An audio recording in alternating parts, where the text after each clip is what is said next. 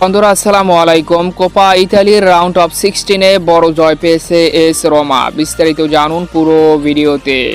Copa ইতালির শেষ 16 দুর্দান্ত হাই ভোল্টেজ ম্যাচে নিজেদের ঘরের মাঠে সাম্পদোরিয়ার বিপক্ষে মুখোমুখি হয় এস রোমা। পুরো ম্যাচ জুড়ে আধিপত্য দেখিয়ে 4-1 গোলের ব্যবধানে অসাধারণ এক জয়ে কোয়ার্টার ফাইনাল নিশ্চিত করেছে এস রোমা। ম্যাচের 9তম মিনিটে ডোববিগের অসাধারণ গোলের লিডে এগিয়ে যায় এস রোমা। এরপর আর রোমাকে পিছনে ফিরতে হয়নি। নিয়মিত বিরতিতে একের পর এক গোল করে এস রোমা। 19তম মিনিটে আবারও ডোববিগের অসাধারণ ম্যাজিক্যাল গোল। 24তম মিনিটে লিয়ান্দ্রো প্যারাদিসের মাঝ মাঠের দুর্দান্ত অ্যাসিস্ট থেকে বালদানাজির দুর্দান্তভাবে ফিনিশ করে 3-0-তে এগিয়ে নিয়ে যায় এস রোমাকে।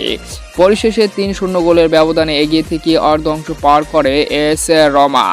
যদিও দ্বিতীয়ার্ধে প্রতিপক্ষ একটি গোল করে ব্যবধান কমান, তবে 79তম মিনিটে আরও এক দুর্দান্ত গোল করে এস রোমা। পুরো ম্যাচ জুড়ে আধিপত্য দেখিয়ে 4-1 গোলের ব্যবধানে অসাধারণ এক জয় নিশ্চিত করে এস রোমা।